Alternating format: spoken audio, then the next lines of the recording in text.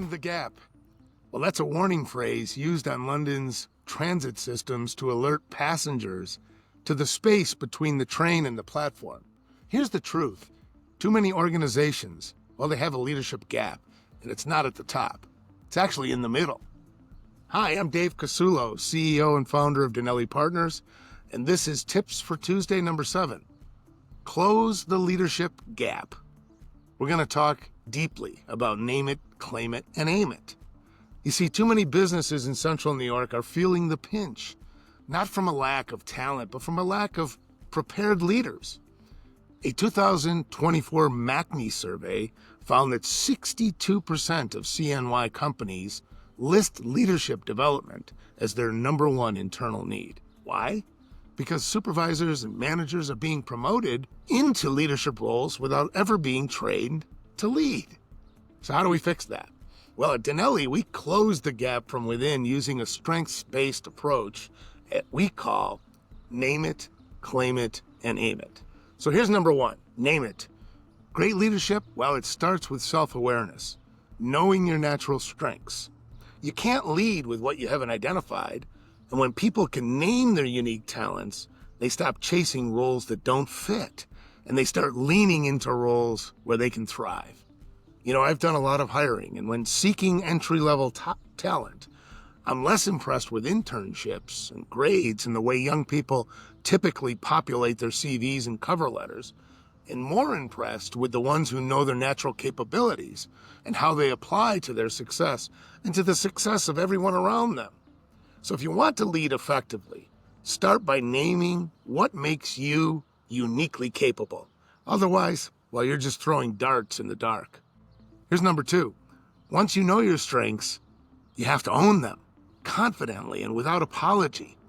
Too often, talented leaders downplay what makes them great. But confidence, well, it's contagious, and ownership is what inspires others to follow. Neil Goldberg, CEO of Raymore & Flanigan, was one of the most authentic leaders I've ever worked for. He knew his strengths, and he leveraged them to grow the business and all of us. He also was never complacent. He pushed himself and all of us to continue to build on our strengths. So claiming your strengths, well, it's not bragging, it's aligning. And alignment creates acceleration. People with humility who claim their strengths let their actions speak for themselves. Number 3, aim it. This is important. Strengths aren't for theory, they're for action.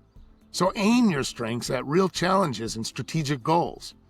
This is where leadership becomes performance. When leaders aim their strengths with intentionality, they grow, and so do the people around them.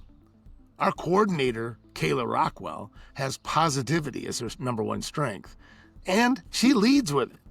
She's always welcoming and pleasant, and she raises everyone's spirits, and they in turn raise others around them. It's one important source of our positive culture. Aimed strengths create impact. Unaimed strengths, well, that's just potential on the shelf. Finally, tip number 4, now give it away. The highest use of your gifts is to lift others. Leadership isn't about accumulation, it's about contribution.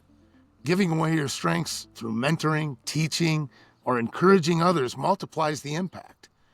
I had a mentor, God rest his soul, named John Sawyer, and John was renowned in the field of assessment science, and his gift was helping tease out what your gifts are and where to apply them in a way that will give you the opportunity for fulfillment.